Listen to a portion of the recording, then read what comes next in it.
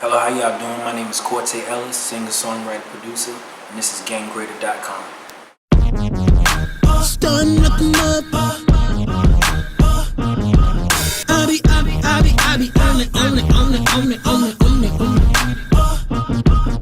I got a lot of cars, got a lot of tools, spend a lot of money when me say I act the fool. For me, it was getting out of the streets and just trying to figure out a way to provide for my family. I had a God-given talent, which was singing. Songwriting came later on. I just basically wanted to have a means of survival. It was really survival for me.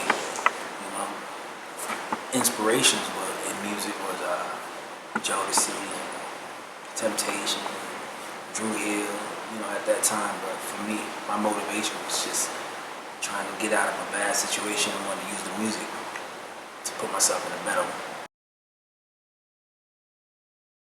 On the come up, I would say I had this manager, I think his name was Red, and I remember him taking us to our first place to record, and it was in a closet in somebody's house. And we auditioned, my group, we auditioned for the Motown Talent Search. And we took a car, we called that joint the Chitty Chitty Bang Bang. We took that joint all the way to South Carolina somewhere and performed for like 10 seconds. Working with Olivia, she was signed to J Records at the time, and I actually had the option to work with her or Alicia Keys, but because she was loyal to me and make sure that I made it on her album, I wound up working with Olivia, which Alicia wound up selling millions and millions of records, but for me, loyalty was everything. Going to the studio, touring with Jill Scott at times, creating records, just trying to stay ahead of the curve, trying to find what's new and what's current, and just keeping my ear to the street, and just planning for the next 10 years of my life, you know what I mean? Like, that's how you stay ahead of the game. You just gotta keep progressing. Conversations with more veterans, and I like hearing the stories. The stories are everything. It's like talking to an old military man. They got their war stories, but it's nothing like the music industry stories when you can sit down with a Puff, or you can sit with a Missy Elliott and she tell you all about the Jodeci days, or, you know what I mean? It just, you can sit with a Clive Davis, a L.A. Reid, when you start getting these stories, man, and, it makes you thankful because you know that you're one of the chosen few to be doing what it is that you're actually doing. And then to be able to go in and out of different rooms, because believe it or not, people just can't go in and out of the rooms that I go in.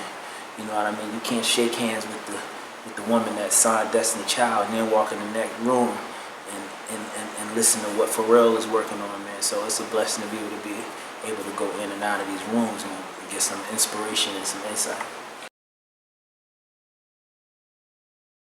Spending time with my family, my two children, my daughter Quay, and my son Corte, is nothing more important than that. Like, music is God's gift, and my children are God's gift, and I had to choose it to be my children.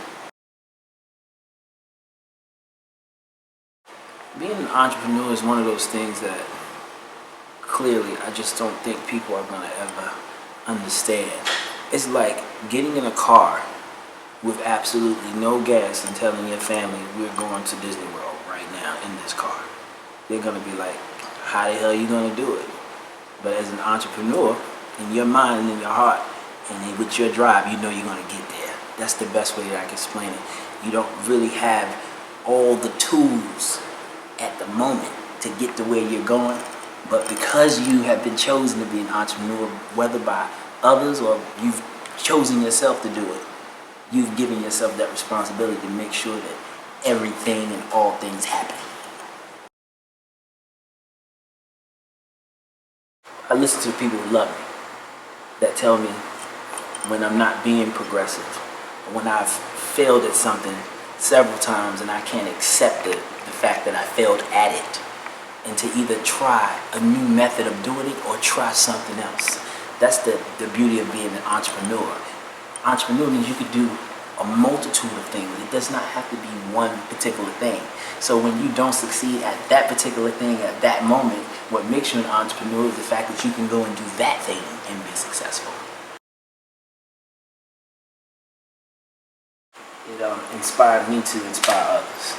That's the best way that I can put it, because I'm one of those people, I can't sell a product unless I've, experienced the product myself, but I am the product. I live with it. I experienced me being an entrepreneur. So it's easy for me to go to people that are on a mission and say, keep up the good work. I can see me in you, what you're doing. You know what I'm saying? So that's, for me, that's what it is. You know the saying, if you love what you do, you never work a day in your life.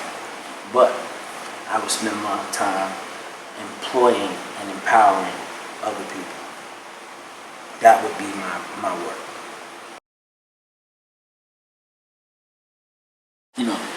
Giving eye contact to the people, letting them know that I'm secure in what it is that I want to do, and I want to invite them into my plan. Because the reason that you're going to sit down with me is because you want to know what I know. You didn't sit me down to tell me what you know. You sat me down because you want to know what I know. So I'm already 10 steps ahead of the game right there. What Mr. Ralph Douglas told me, he said, as you're going throughout this world, make sure you collect souvenirs, because one day you'll wake up and everybody will swear it was all a dream.